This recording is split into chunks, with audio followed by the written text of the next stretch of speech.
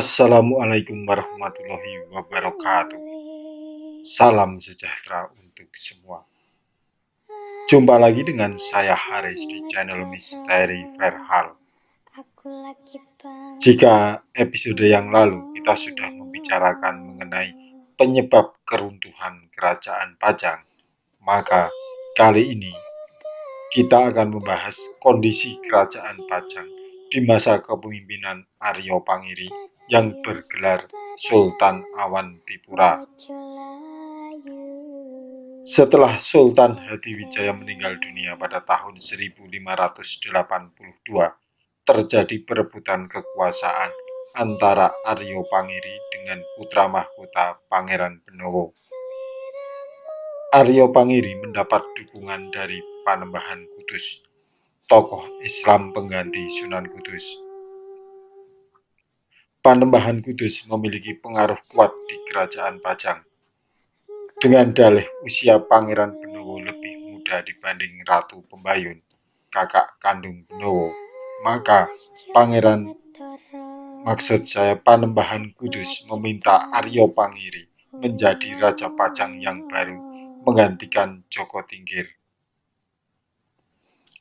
Panembahan Kudus membuat pengumuman kepada publik yang isinya: pertama, Kesultanan Pajang diwariskan kepada menantu raja yang berasal dari Demak, yakni Aryo Pangiri.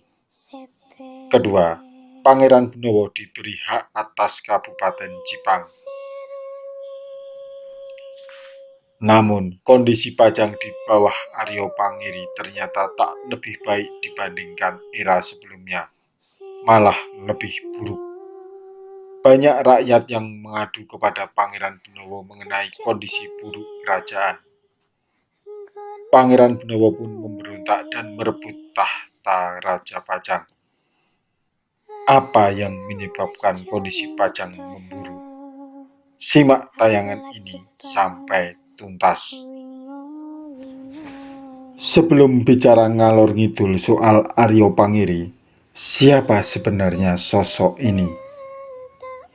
Aryo Pangiri adalah anak dari Sunan Prawoto, Raja keempat Kesultanan Demak.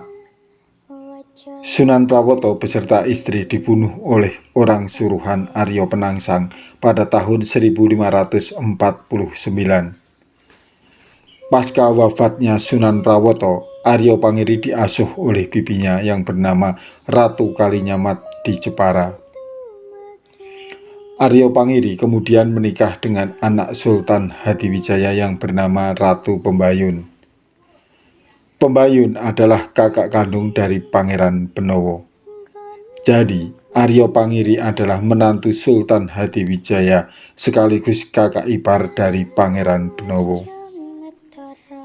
Setelah menikah dengan putri tertua Joko Tingkir, Aryo Pangiri menjadi Bupati Demak.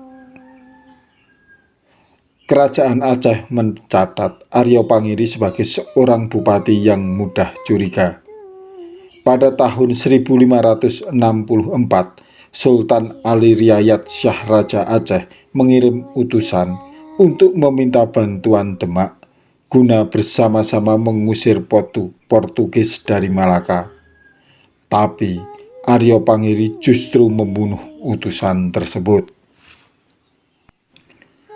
Sepeninggalan Sultan Hadiwijaya, akhir tahun 1582, terjadi permasalahan tahta di kerajaan Pajang. Putra mahkota Pangeran Benowo disingkirkan Aryo Pangiri dengan dukungan Panembahan Kudus.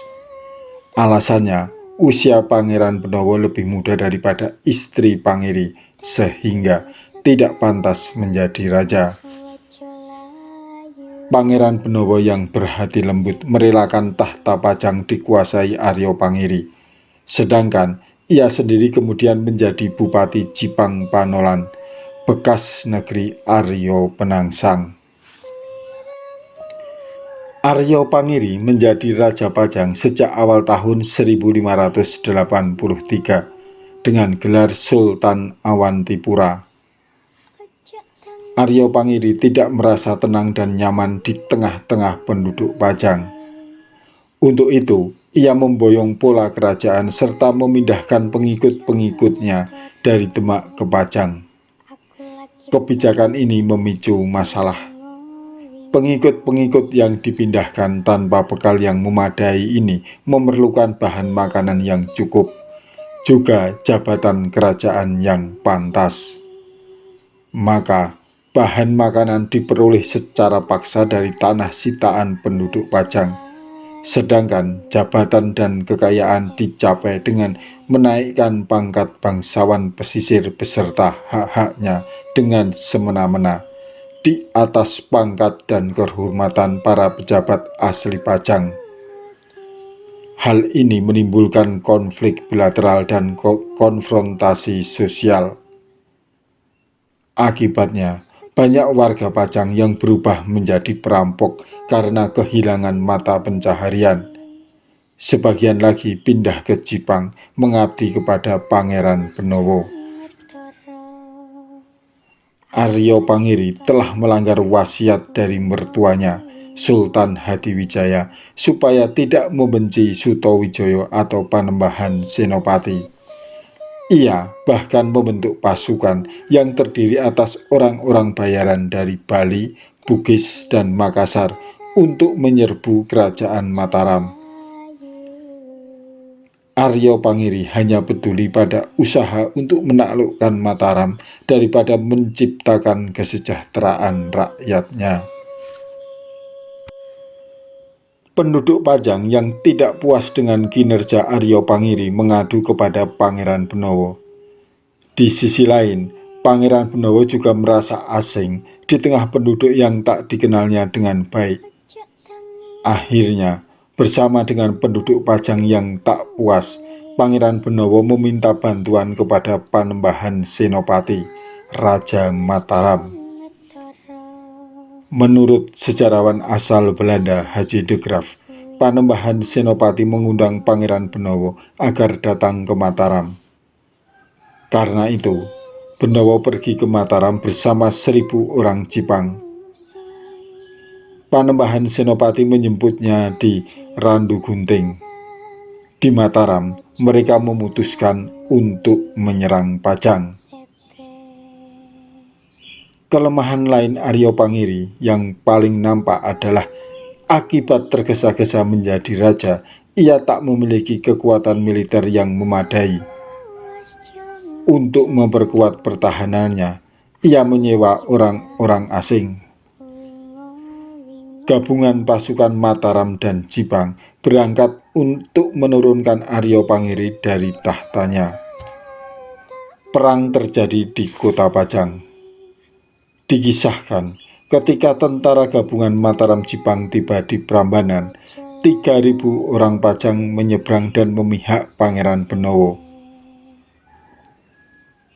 Dalam penyerangan tersebut, Panembahan Senopati menyerang Pajang dari sisi utara, sedangkan Pangeran Benowo dari sebelah selatan. Dalam beberapa jam saja pertempuran itu sudah selesai. Pasukan Aryo Pangiri yang terdiri atas 300 orang Pajang, 2.000 orang Demak, dan 400 orang seberang dapat ditaklukkan.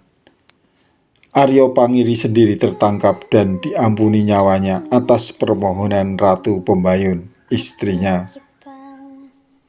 Sutowijoyo mengembalikan Aryo Pangiri ke Demak serta mengangkat Pangeran Benowo sebagai raja baru di Pajang. Aryo Pangiri hanya menjadi raja Pajang dari tahun 1583 sampai dengan 1586. Hanya 3 tahun ia berkuasa. Masa pemerintahan Pangiri hanya sebentar karena ia gagal menyejahterakan rakyatnya. Malah sebaliknya, ia memicu konflik horizontal dengan mendatangkan bangsawan Demak untuk dijadikan pejabat di Pajang, menggeser bangsawan Pajang. Juga, ia tak memikirkan perekonomian kerajaan. Aryo Pangiri hanya fokus pada mengalahkan kerajaan Mataram. Rakyat yang kecewa pun mengadu pada Pangeran Benowo. Benowo bersekutu dengan Panembahan Senopati, Raja Mataram untuk menyerang Pajang. Oke teman-teman, episode mendatang saya akan membahas kondisi kerajaan Pajang di era kepemimpinan Pangeran Benowo. Lebih baik atau lebih buruk dibandingkan Aryo Pangeri yang mereka gulingkan. Untuk itu, jangan lupa ikuti terus channel Misteri Verhal untuk mendapatkan fakta sejarah yang selama ini belum terungkap. Sampai jumpa. Wassalamualaikum warahmatullahi wabarakatuh.